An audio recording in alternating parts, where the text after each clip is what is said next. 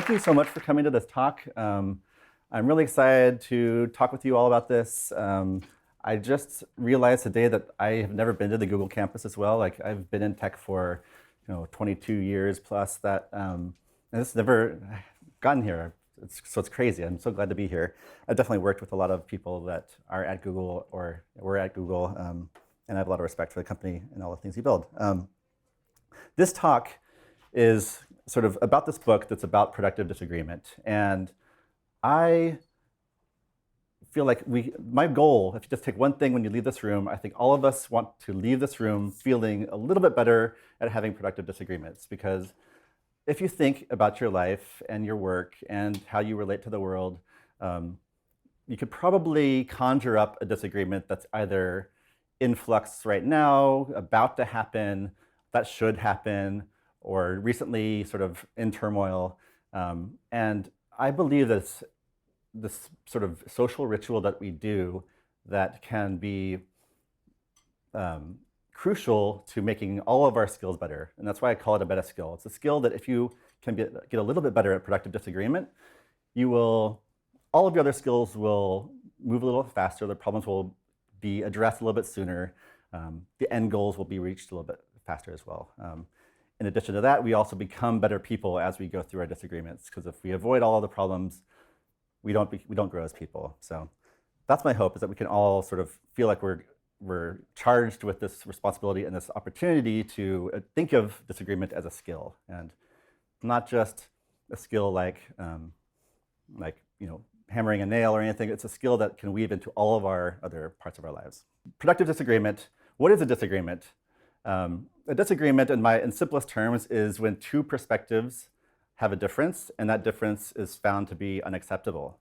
So if you have two perspectives that differ and it's acceptable, you don't have disagreement.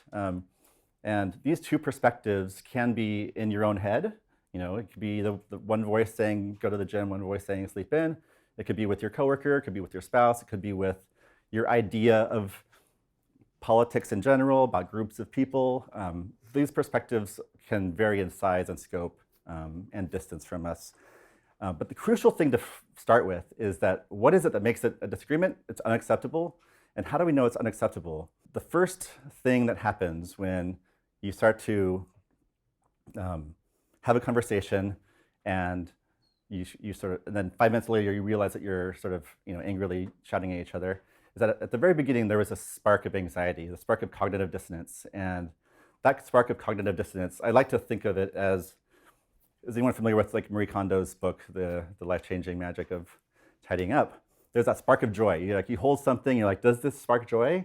If it does, you keep it. And if it doesn't, you throw it away. It's similar with disagreements, because what that spark is really saying is like, this is important to me. Like, I want to keep it. And when we go into a disagreement, there's always that spark that says, there's something important to me that's being challenged or threatened, or that feels misunderstood. And I need to protect it. I need to defend it. I need to make it stronger. I need to address it. And we forget that that is so central to disagreement, because you can use that spark to identify something really important to you. It could be buried really deep in the conversation. It could be something about like your worth as a human, or it's important to like be seen, or it's important to be heard. When the actual surface of the conversation is a much more abstract, or much more specific to another situation. So I wanted to start with a little game or a test by testing the spark, right? So we have 3 images here that I just found on the internet. Right here we have 2 people on an escalator going down. This is my personal rage moment, where I'm trying to get to work or something, and like, why is that person dressed like Ronald McDonald? But I've shared this with a few other people, and they're like, no, I don't. It doesn't bother me at all. In fact, I didn't even know that that was a thing, and I'm probably that jerk, right? Oftentimes, maybe not in costume. Does anyone else get upset when this happens in the subway system? And then this came up on Twitter a couple years ago. Someone's like, hey, I brought bagels for my coworkers, and the totally innocent tweet, and all the replies were basically like, how dare you? Like, I've called the cops. This is very upset that someone sliced bagels the wrong way. Is anyone from St. Louis by any chance? So you're familiar with this? And that is a bagel bread slice. Exactly, right? It's very normal. That is how all the bagels come in the office at home. It's a lot to eat that way, I can tell you. Yeah, it seems convenient to me. If you don't want to eat the whole bagel or even half of it. But take anyone from New York or East Coast, like more cognitive dissonance about this, right? Like where this is not how you do bagels. And then lastly, the parking, which there's always I've always driven a small car, and this has always made me mad too. Until recently, I had to get a larger car because I have 2 kids, and now I oftentimes like, why are there so many compact spaces out there? But so I can relate to both, but it does spark that anxiety. The key thing here is that there's nothing objectively wrong about these things.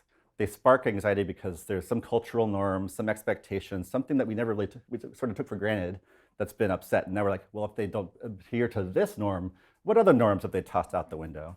Are they even human? Can they even function as human beings? And to sort of outline this a little bit more, this moves into a lot of our conversations. I think about it's not just things that we do, but it's things that we say, the things that we think, and things that we think other people think. So I have this thing called Rate Your Anxiety, and it could be a scale of 1 to 5, fireballs. And the key thing here is not necessarily the content here, but the idea of, read this and think about, like, does this make me mad? Does this make me want to punch someone? Does this make me sort of upset and sort of in that mode of being entrenched? And that feeling can be strong or it can be weak. And sometimes it's easy to forget that it's not only the really important things that we want to fight about, but sometimes like just simple, silly things become sort of this texture in our conversations that trigger us a little bit, and that make us sort of leap to the defense of something. Like, no, I had a cats are better than dogs. I had a dog that I loved, right? Like you can't diminish that for me. It was a really important thing in my life. So you can think that while this is not an important sentence, it's tapping into something important to that person, and that person may not be even aware that they're being threatened on that level, but it's what's causing that to flare up a little bit. And if you think about the world, like we don't have any choice but to run into these kinds of things all day long, right? Everywhere we go, every time we refresh a stream anywhere or look at the news or read an article, every single sentence is on some level going to affect us on a dissonance level. Like we're gonna be like, this makes sense or this doesn't make sense. I like this, I don't like this. And so we can't just say, I'm gonna avoid all anxiety, I'm gonna run away and not see anymore. It's just part of our landscape. So we need to learn how to notice that it's happening, because that's the key to getting better at it. And I like this just because we're all this cat, right? When we feel the anxiety of dissonance, we all feel like this, like, I want to pull back, myself, my goodwill for this person because I feel threatened or I feel unhappy about this. I don't want to participate. I don't want to do this. You're wrong. I don't want to go on a walk, whatever it is. Backing up a little bit. So that cat pulling back, that's sort of an illustration of backfire effect, which has sort of been questionably sort of verified again in the literature, but it points to an interesting concept that we all have, which is like whenever someone tries to force us to do something, we tend to like say, why are you trying to restrain my freedom? And sometimes we do the opposite. A couple years ago, when I was working at Twitter with Sterling here, a couple others, we sort of became interested in cognitive biases, and at one point collected all the biases and said, like, how do we synthesize this into something simpler? How do we understand where biases come from? This is how I often get introduced because it's probably the thing that people know me most for, even though it's, was 2 weeks of work. But this is a circle of all the biases that have been named. Some of them have been invalidated, but they're still there. And drilling it back to like, what is the problem that was trying to solve? What was the thing that made this useful evolutionarily, culturally, socially? Because arguing is a thing that has been useful for us as well. And it's during these disagreements that we pull these out, because these all help us win arguments.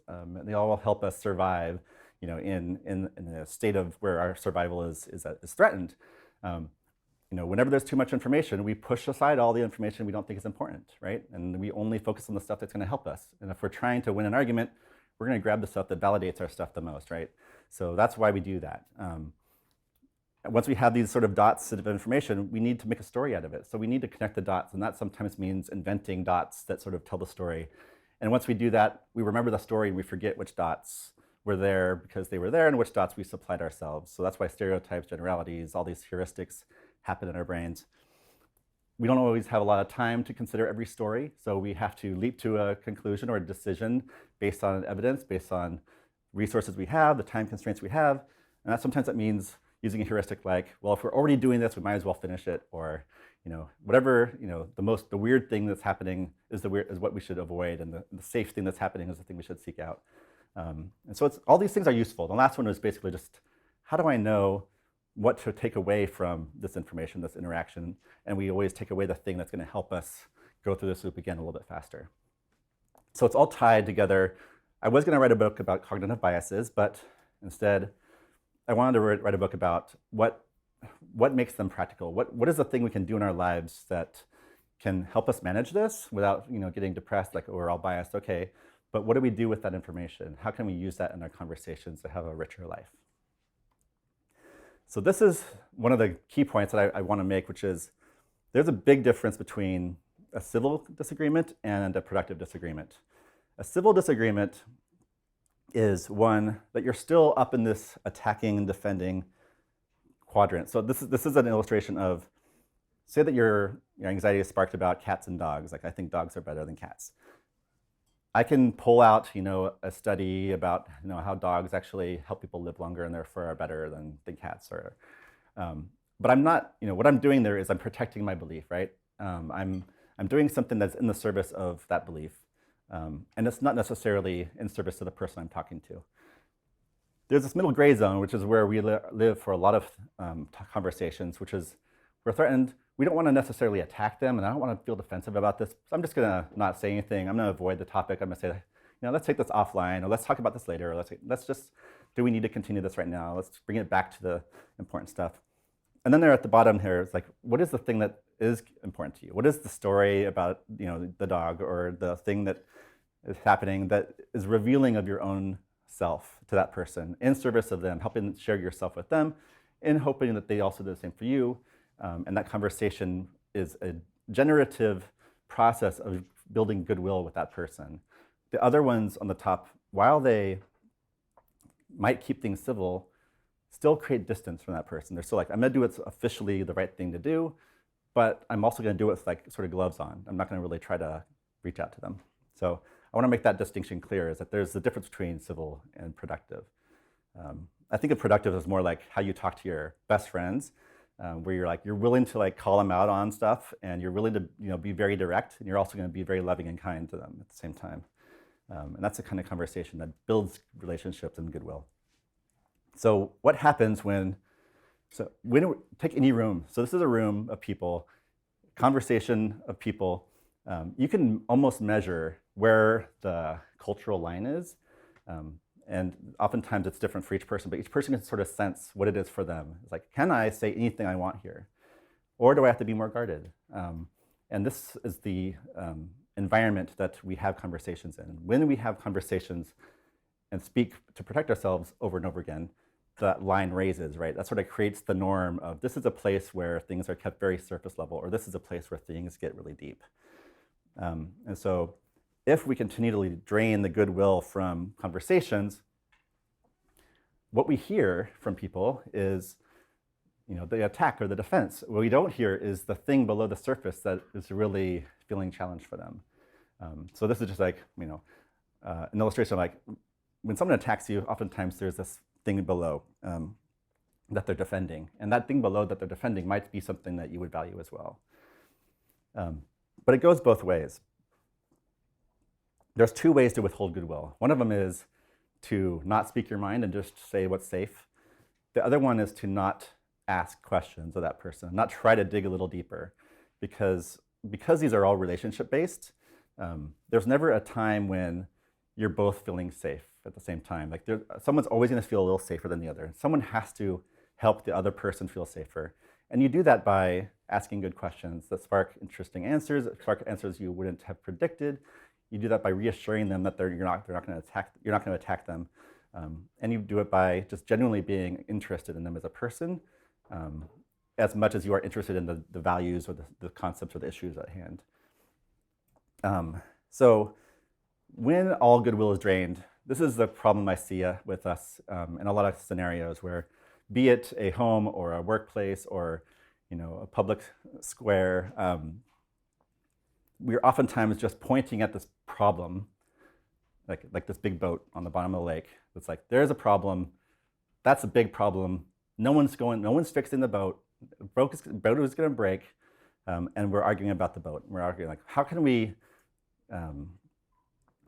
affect this policy? How can we improve this statistic? How can we improve the outcomes for this project? And we're all just saying there's a problem here, and we're not actually trying to solve it. And that's what happens when we get into the state of no goodwill. It's like we get into the state where like, we can all see it, but we don't actually do anything about it. So the real question here is, what should we do differently? What can we do differently than just point at the boat and say like, gosh, that boat's a real problem. It's going to fall apart, and we're all screwed. But at the same time, the lake is empty. There's no water, so we can't do anything else. So I'm going to tell 3 quick stories to bring it more practical now. So this is a story. I'm not going to speak to Neil deGrasse Tyson directly to either endorse or disparage him, but like he illustrates this really interesting dynamic, which is this quote: "The good thing about science is that it's true whether or not you believe in it." And that's true, right? Like the science is dealing with these hard facts, and this is a position a lot of people take. And this is a tweet that he did maybe it's been a year now, yeah, where he's relaying facts, right? And these facts are about death statistics. What he's missing, though, is that we might feel differently about different ways of being killed, right? And so he's got this blind spot, which is like, as long as I'm relaying facts, I can't possibly do anything wrong. And he learned this the hard way. I think a lot of people continually learn this the hard way, which is if you don't speak to the importance of different issues that are embedded in the facts, they will, rise up and sort of become a problem. An interesting thing that happened was that a couple days later, he did follow this up with a sort of an apology. He said, like, I'm sorry that, I didn't mean to diminish, what's happening. And at the same time, I also want us to be able to always go to the evidence. And maybe, if we're all really cared about preserving human life across the board, we should care about these numbers. And he's revealing what he cares about, which is preserving human life across the board. And it's not what everybody else necessarily was worried about at the time. A lot of people were worried about very specific lives. So it's one example of what I call mistaking. So there's mistaking this dominance of what is true over what is meaningful. I have 3 realms of disagreement in the book, which are the head realm, the heart realm, and the hands realm. I'll get to the 3rd one in a bit, but the head realm is the one that's dealing with scientific facts, hard facts, truth. The heart realm is the one about subjective experience, what's important to me. And there's been this dynamic throughout history of, the head realm is dominant now, and we're going to do this scientific revolution, and we're going to build factories and make everyone work really hard and be productive and efficient. And then there's been other periods of history that are really about, it's really about faith, it's really about love, it's really about community, it's really about these things that are important to us regardless of what's happening to us. And there's been this seesaw throughout history and communities where everyone's trying to get the other one on top, right? And because they're both important. Whenever one is too far below the surface, it starts to cause problems. But just because the one you have close to you is important doesn't mean the other one isn't as well. And so the first step is to really acknowledge that there isn't a dominance of facts over values. They're both important. You have to bring them both to the table. You have to be willing to ask, why are these statistics disturbing to you? Why are these statistics not disturbing to you? What do you care about in this event? What do you care about? Why do you care about it? Why is it important to you? To understand why those feelings get embedded into the conversation. Because if Neil deGrasse Tyson didn't have emotions about these statistics, he wouldn't be talking about them. There's clearly something there that he cares about, and he's not acknowledging it. And I'm using him again as a example of us all. We all do this, which is we try to hide what's important to us in numbers and in facts. Story number 2. this also happened on Twitter. I basically have a file of fun disagreements that happen on Twitter, and I save it for talks because there's so much more interesting when you see the real ones happening. I don't know if anyone saw this one, but there was this conversation about like two people in a partnership. One lives in the city in an expensive apartment. One lives in the suburbs, has paid off their house. And the person lives in the city, person B in this case, their rent's going to go up 10%. And they think, oh, well, we're getting along. We like each other. Like, what if we moved in together? And person A is like, yeah, that's great. Let's do that. Here's how much I want you to pay me in rent. Like, I want you to pay me, half of the money, that you would have paid at this apartment in rent, even though my house is paid off. And then we'll split the rest of the utilities and taxes. And person B is like, no way. Like, why would I pay for something that you're not, like a cost that you don't actually have? Like, I'm not a renter. So you can see again, like, what are the facts here? The facts are that they'll both save money by moving in together. The facts are also that there's no obvious, official, objective answer to how much that person should pay to move in. And there's also the feelings, the meaningful aspects and the values, like, should this person pay? How much should they pay? Why is it important that they pay? And you can go back and forth and go in circles. You can imagine this is an unresolvable fight. And obviously, if they're considering moving in together, it might be a good opportunity to decide to break up, because this is they can't figure this out, then it's not going to work out. But I'm not joking. It's a joke, but it's not really a joke, because relationships are about working through disagreements, right? This is how we get closer to one another. If they can figure this out, then they are going to know each other better, they're going to understand each other better, and they're going to actually probably stay together longer. And if they can't, they can't. So when I bring this into like tech companies, there's always this question of, are the productive disagreement about just having everyone's feelings on the table all the time? Is it about going around in a circle and like just trying to value everything, everyone's story is equal? No. That works in relationships, one-on-one, small groups. It's very unlikely to lead to changing your mind. It's much more likely to lead to getting to know people better, having stronger relationships, and that's not something that you can foster at 100,000 person company, or I don't know how big Google is at this point. So if your goal isn't to build relationships with every single person, don't stay in the heart realm. There is another realm. The realm of the hands is the one that's about the infinite game of continuing to keep the disagreements alive, keep the tension alive in order to keep the relationships going. So this means, rather than saying like, let's all argue about whether or not this is important, let's actually take what we think is important and predict what's going to happen, test something, and see what happens. And whatever happens, we'll both learn from it, and we'll improve, and we'll continue to go on. So the goal in the realm of the hands is to keep playing, to keep the team moving forward, to keep the company alive, to keep revenue, keep customers happy, keep yourself happy. And there's not this subjective state of like, okay, well, that experiment won, now we're done. The product is done, we can now do something else, right? It's always like, okay, what's the next experiment? What can we learn next? So the realm of the hands is about momentum. It's about moving things into action in a way that everyone has heard. So you're still acknowledging what's important and meaningful. You're looking at what's true, and you're putting it into practice. It's the applied, sort of form of this, where these are more, this is subjective, objective, and applied. So third story is this one that was sort of a cliche, right? So we've all been in a situation where they're like, this product can be good, this product can be delivered quickly, or this product can be cheap. And they're like, pick two. It's just false interpretation of, you can't have everything, you have to make trade-offs. But I love it because this is a perfect example of the realm of the hands, which is really what you have to do here is keep this flowing, right? You have to keep them all in a certain state, and they're never, ever gonna be perfect. So you have to always be trying to go faster, always trying to lower costs, always trying to improve quality. And depending on the state of things, maybe quality is the one you need to focus on because it's got the biggest gap, but at some point the gap might be smaller, and then now speed is more important. I call these wicked problems, infinite games, where the goal of having a garden isn't to just get rid of weeds once and for all. It's to create a thriving sort of space where things can live. Seasons happen. Sometimes things are in a good state. Sometimes they are aging. Sometimes they're coming in again.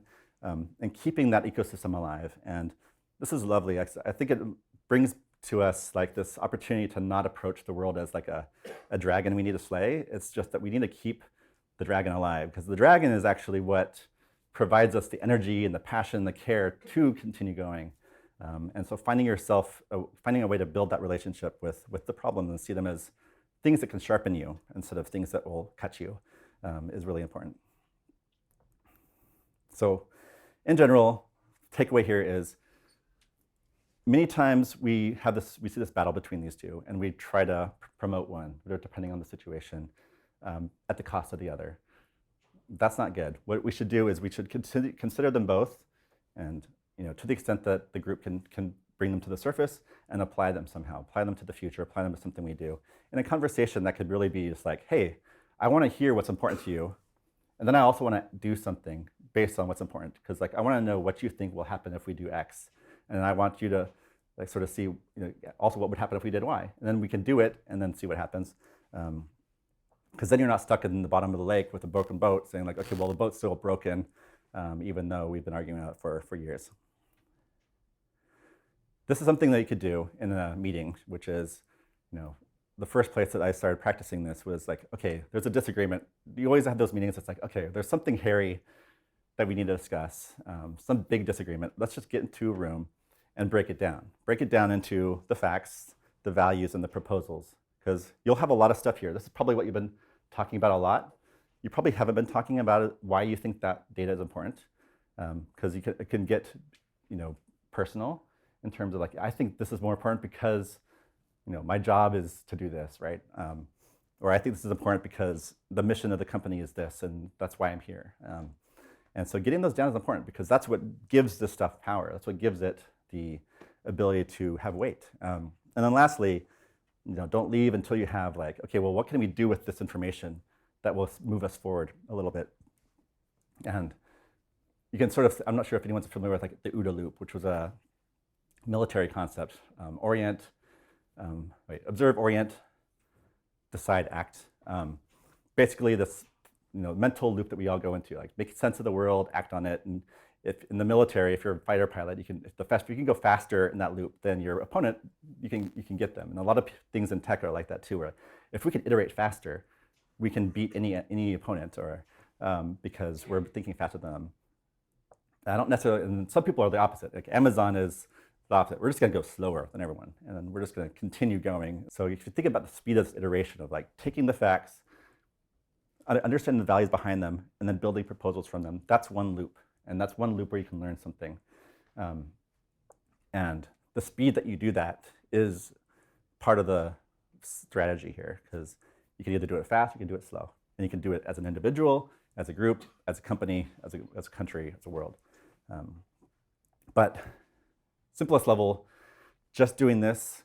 So the things I would put in these columns are questions. They could be like,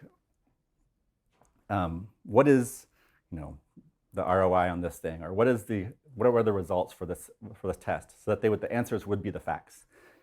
Same for the values in there, because like each of those things is a conversation in itself, and you'll end up finding these hundreds of conversations that you have been neglecting because you've been working at a much higher resolution.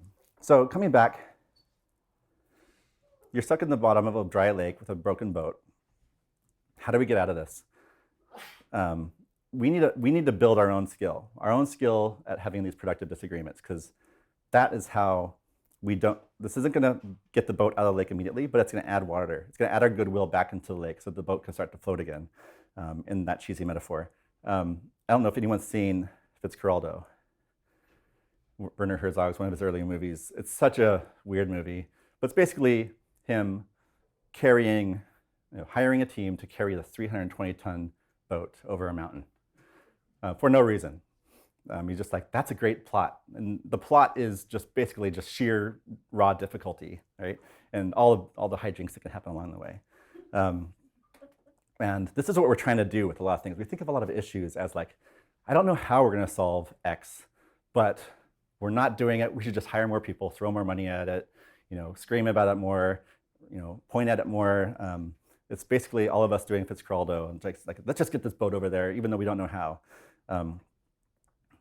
And the other option is to fill the lake with goodwill, right? And so look at the room that you're in, try to think about, like, is there goodwill in this room? If there's not goodwill in this room, how do we build it? How can we start to go through that, that loop of facts, values, and proposals, get people to make predictions, be accountable, and reflect and learn from what happens as quickly as possible, so that we're at the point that we're actually working together as a team again and can get the boat out.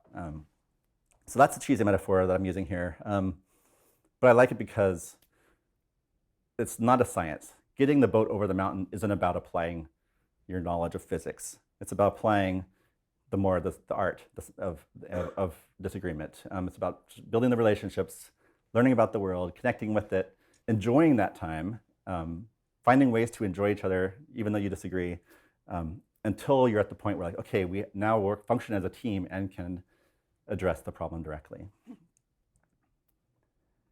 So what I've done is essentially walk through the intro and the first chapter here, setting the stage for, like, the rest of the book, which is how do we, in practice, take these things and apply them to different things and apply them to different conversations. But the most important thing there is this framework. If that's all you know, I think that can help in terms of seeing your conversations differently. Don't treat them as, okay, well, let's just get meanings and feelings off the table, or let's not just try to turn this into a data problem.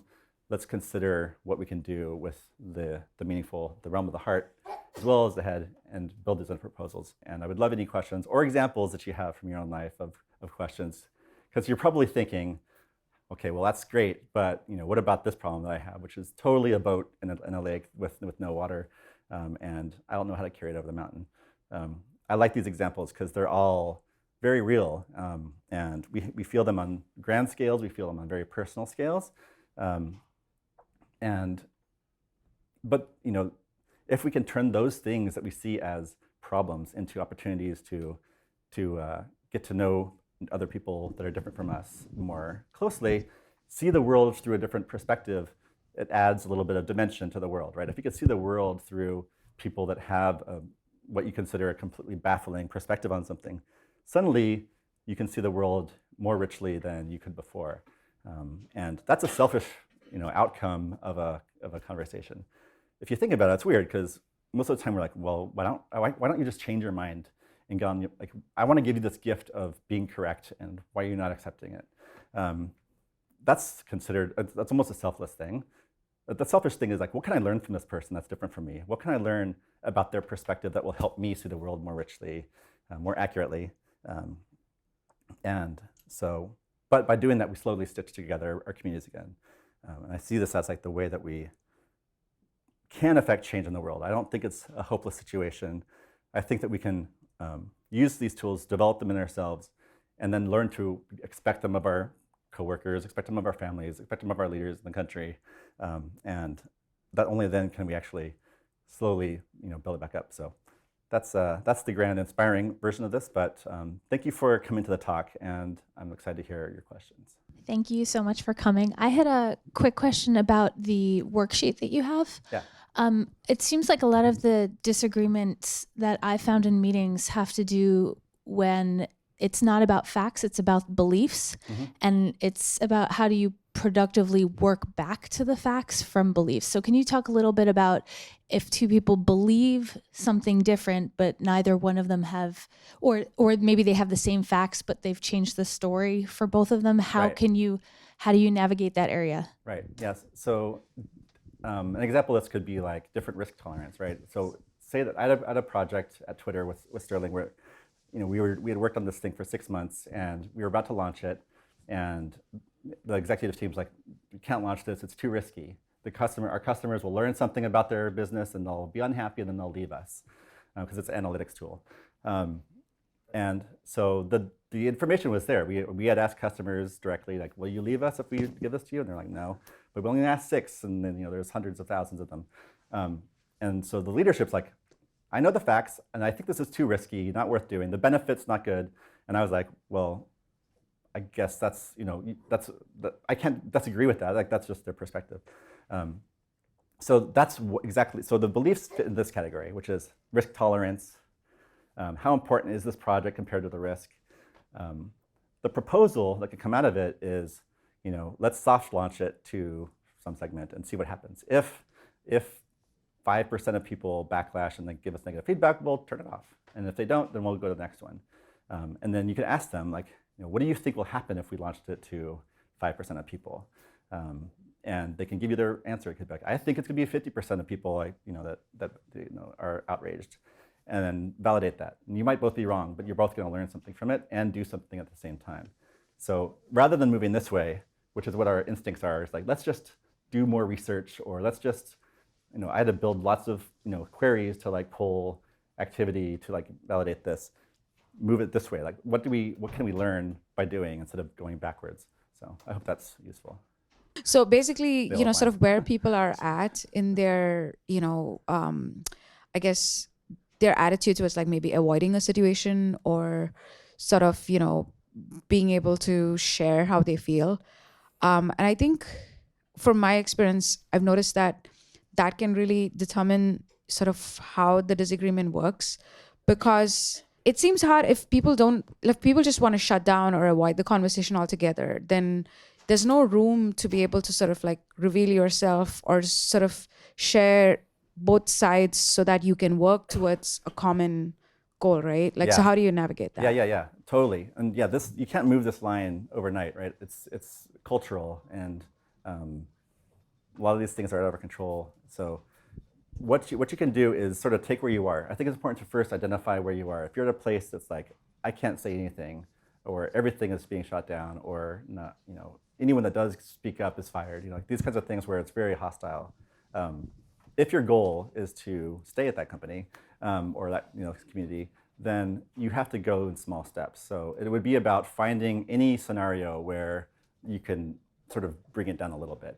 So it might be changing the environment. There's one chapter on like cultivating neutral spaces. So like if all of these disagreements are happening in the same kind of room, like if it's always like the boss and the employees, or if it's always someone ranting with the chalkboard or whiteboard, change the environment. Go to a park, or go to a somewhere where there's a table everyone can sit at.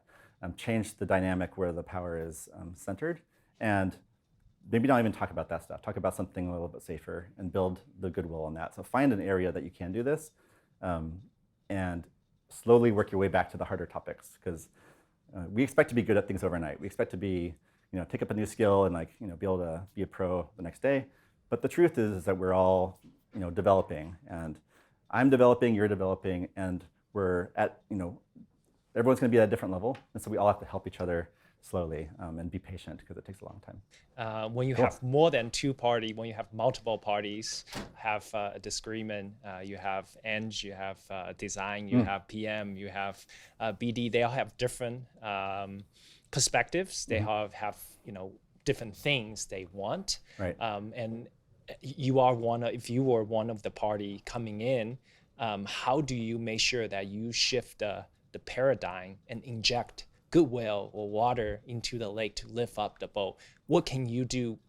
What are some of the practical things you can do to change that paradigm? Because a lot of times I've seen is, folks are all fighting for their, own priorities, which is understandable. But if you want to change that, if you walk into the room, how can you be the change you want to see? Yeah, that's the answer, right? Yeah.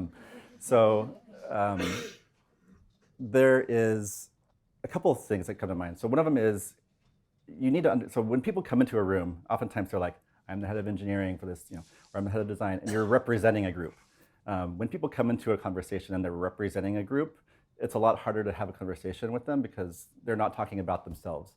So you have to bring the conversation back to the other person and ask, like, okay, well, I understand that everyone here is like representing a group or representing a discipline, representing a side in the battle. Let's put that aside and talk about what each of us individually think is important. And so that's an area where there's more gray area. Like, you don't have to agree with the group on everything. Your position can be more nuanced, higher resolution, by saying, like, I don't, the design department, thinks this should happen for sure. I personally think that, it's a little bit more nuanced, and here's what I think. And so bringing out those kind of questions, going around so that everyone can hear them, because most of the time we think that people aren't interested in hearing us, and so we just go directly to the, defend and attack, versus the, there has to be an invitation to talk about things sometimes. Sometimes they're like, no one has ever asked me for my opinion before. Those are great people to find and pull and ask them their opinion because they will have a lot of them, and you can really start to kickstart the relationship that way. So it doesn't take addressing each person as a person, not a group, and then caring about what they think about these things. Of course, it's iterative, so it's not going to happen in one meeting, but that's the... Got it. Thank you very much. Yeah. I think what I have seen is it's easy to identify where you are and where others are, like when you're on a conversation with 2 people or 3 people or in a group setting. But then what I'm trying to ask is how you navigate from one, I see this as 3 boxes, the top one, second one, third one. How do you navigate yourself and the other, help them to navigate from one box to another, and to place where you can be more productive? Yeah. Well, Is there any tools? Yeah. So I think the changing the topic to something where this is possible is, and that's why we have small talk, right? It's like this neutral territory to like talk about things that don't matter, and where we can sort of like throw in things that start to reveal ourselves a little bit. But the thing about this is that Goodwill is something that's offered, right? It's so we have to do it before there's really an environment for it a little bit, and do it in a iterative manner, so that you're not saying like, okay, well, here's my whole life story, here's everything, all my vulnerabilities, here's what I hate about myself. You don't have to do that, but you could start with like, point out your own contradictions, point out the areas in your own life where you're struggling with, like, I know this is the right path, but I often do this, or like, I think this is about the project, but the team is, whatever it happens to be that's like slightly more nuanced, that reveals something. There's always a chance that they're going to take that and like whack you with it, but that's why you should do it in small steps. You have to, once it's offered, it's surprising how quickly. I mean, I was in customer support for a long time, like right out of college, and my job was just to like flip everyone from angry to happy. And with them, I was at Amazon, so like my job was basically like give them all free shipments for whatever they want, and replace things for free. But like it was something that like willing to put something into the conversation that isn't earned or deserved at the point yet, but it does build goodwill. And instantly people will oftentimes be like, wow, that's the first nice thing, I didn't expect, because it throws off the dynamic. They aren't expecting it. It's like building trust. And then you touched on the second question I have, like what made you, from your own thought, like I heard you say Amazon, Twitter, you worked on the industry, and what made you to get into this kind of area, and like, tell us about your interests or the works that you're doing on this area. Yeah. I was a product manager for most of my career, and I think the context that you mentioned earlier, like there's all these people coming in with different interests, different incentives, and you have to come out with like a plan that could be executed on. And that was the environment where like, okay, well, clearly I don't need to be another agenda here. I need to just make sure that these agendas can fit together, and that being practiced eventually led to the work in the biases. Like, first time people find out about biases, they're always like, I'm going to use this to point out everyone's flaws. And and then after a while, you're like, wait a second, I'm flawed too. Oh no. So eventually it dawns on you like, okay, well, I got blind spots, I have these, and then you can use people in the room to help you identify those and grow those. But yeah, that was the environment. Product management to me is like the place that people that like to disagree go, because that's basically what you do all day. But I don't know, it's not everyone's personal hobby. So it's so yeah, customer support was a big one. That was the first time I was like, because we had mandate from Jeff Bezos, like make every customer ecstatic. Don't make them happy. We have lots of money in the bank. Just throw it all away. We're gonna do that for 10 years until other people like buying things on the internet. And I was like, wow, that's one way to like change the world. Just like flood it, with goodwill, and that made an impact on me, I think. They had to reel that back after a while. Thanks, Buster, for the talk. Yeah. I would like to extend her earlier question. So sometimes people come to a discussion with some hidden agenda and they don't want to reveal themselves. You can kind of anticipate the hidden agenda sometimes, but sometimes it turns out that they actually don't want to agree with you because they diss you. So sometimes I guess you need to think of an exit strategy, like this is never going to work out. So under what kind of criteria should I think of this exit strategy? Yeah, I think of it, there is definitely some kind of, you can't obviously go into every single battle, every single disagreement and be like, I'm gonna take this on. And, you have to pick your because each one of them requires, if you're gonna be offering goodwill, it's gonna be draining. So you have to do some math about which issues are the ones that I wanna invest in. And it's really had a big impact on me. It's like when we don't offer goodwill, we can extend ourselves to every single, it's like, say something mean over here, say something mean over here. It doesn't take much energy. But when you're trying to offer goodwill, it's a lot more draining, and you have to very quickly collapse your plate of disagreements to a smaller set. And sometimes that will be, you'll be leaving some off that are important. And you'll be like, okay, well, I'm just going to focus on these few. And in the context of family disagreements, there's always a lot of people that have problems, right?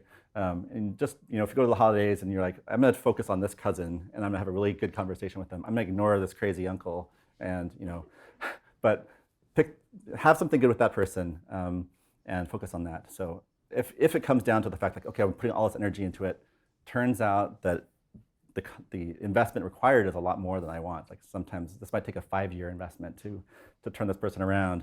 You can say okay, I'm going to put that on pause and do that. But it's really just the math of is there enough reward for investing in this for you?